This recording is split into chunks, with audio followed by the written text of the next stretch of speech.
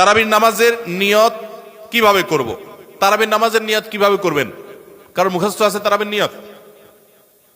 নামাইতুয়ান বলেন, কার মুখস্থ আছে? একজন বলেন অন্তত।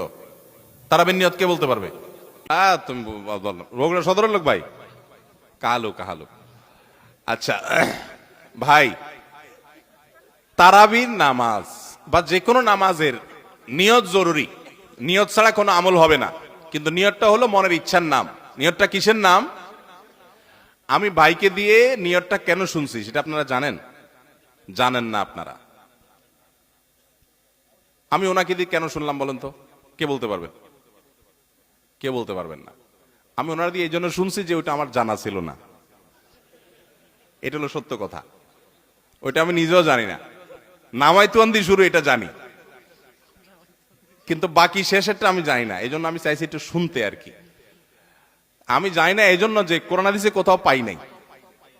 এখন ভাইরা কেউ পাইলে তো ভিন্ন কথা, আমি কোথাও পাই নাই। এই নিয়ত মুখে এরকম গদবাদা উচ্চারণ করা, হ্যাঁ এটা পাইছি আমরা ছোটবেলা বোগদাদি কায়দায়। বোগদাদি কায়দা এটার জন্য কত মাইদ্যরে হয়তো খাইছি, পাইয়া তখনই ভুলে গেছি।